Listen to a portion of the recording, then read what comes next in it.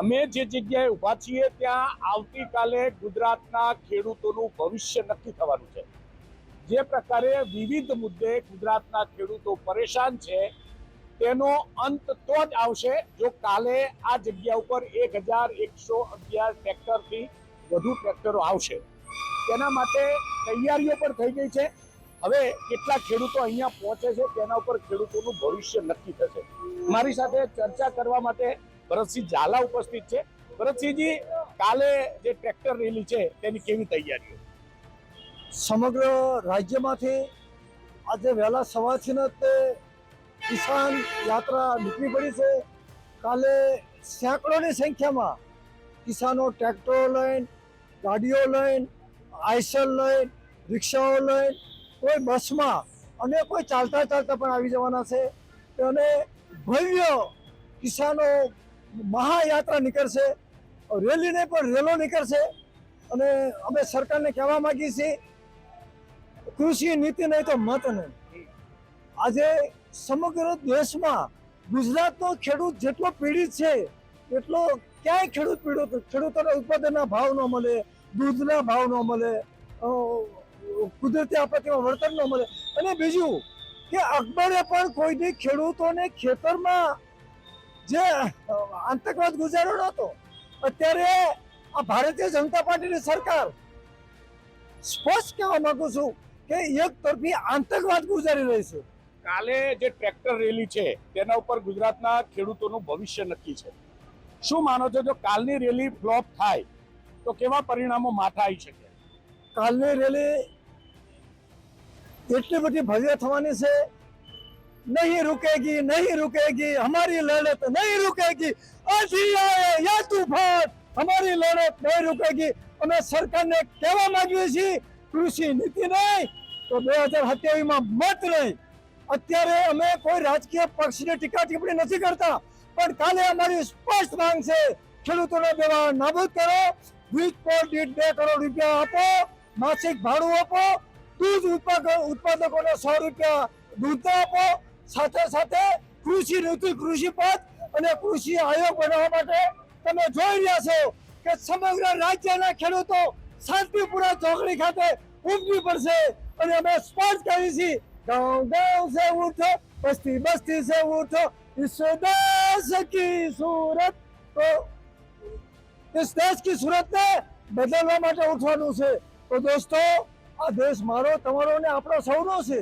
અને જે ખેડૂતો રહી છાતી ઉપર જે બહુ પૈસાદાર કંપનીઓ જે છાતી ઉપર થાંભલા રોપ્યા છે ને, એમની છાતી ઉપર કાલે ખેડૂતો આવી રહ્યા છે।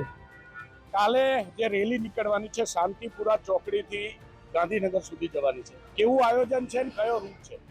બહુ સરસ। આ રેલીનું સંપૂર્ણ આયોજન કિસાન સંઘર્ષ સમિતિ અને કિસાન કોંગ્રેસ દ્વારા કરવામાં આવ્યું છે। અમારા જેવા નાના મોટા ખેડૂત આગેવાનોએ ખુલ્લે આમ સમર્થન આપ્યું છે। અમે સ્વયંભૂ અમારા પૈસે, અમારા રોટલે, અમારા પાણીએ, અમારી સાચે, અમારા બેનરે આમાં લાખો લોકો કાલે આવી જવાના છે।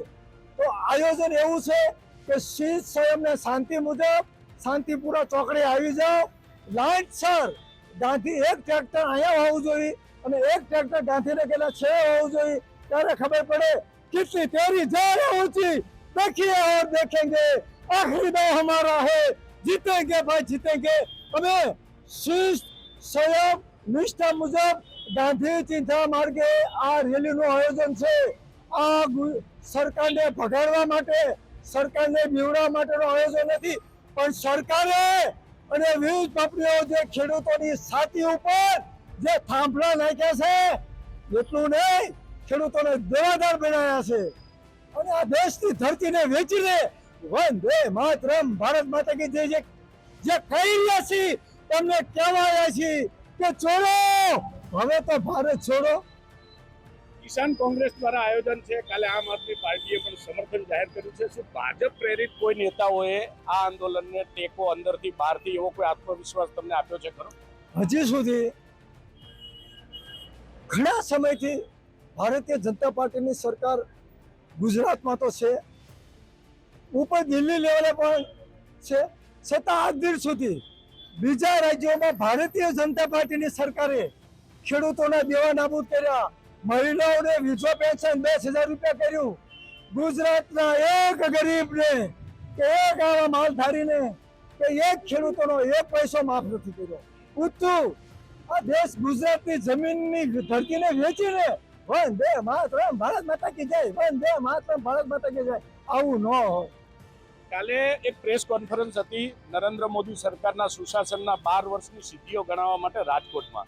કૃષિ મંત્રી એ પ્રેસને સંબોધન કરી રહ્યા હતા. જ્યારે ખેડૂતોના મુદ્દે પૂછવામાં આવ્યું તો આભાર કહી દીધું કે ભાઈ આ તો 12 વર્ષના સુશાસનની વાત છે, બીજા મુદ્દા ઉપર પછી બોલીશું. તો 12 વર્ષના સુશાસનમાં ખેડૂતોનો મુદ્દો નથી આવતો?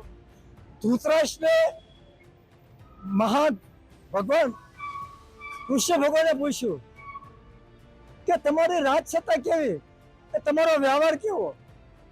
ત્યાર પછી વિશ્વ પિતાએ યુધિષ્ઠિરને સંદેશ આપ્યો હતો કે સેવક કેવો હોવો જોઈએ. તો આજે યુધિષ્ઠિર જેવો કોઈ સેવક નથી, અને ધૃતરાષ્ટ્ર જેવા અને દુર્યોધન જેવા જે રાજસત્તા પર બેઠા છે એમને ગરીબોની ચિંતા ક્યાં હોય? ગરીબોના ખુબાઓમાં તેલ ટીપું ધોયેલું શ્રીમંતોને તમે વીજ પોલ નાખવા આપો છો, ક્યાંથી બોલીએ? કોઈ લાદો તમારામાં બોલવાની કોઈ તાકાત નથી. બિલકુલ. તો સરકારે હવે ખેડૂતોની વાત સાંભળવી પડશે, કારણ કે કાલની જે રેલી છે એ રેલી નહીં પણ રેલો છે ને સરકારની આંખો ઉગાડવા માટે એક આ મહત્વનું પગલું છે. ભરતસિંહ ઝાલા આપણી સાથે જોડાયા હતા.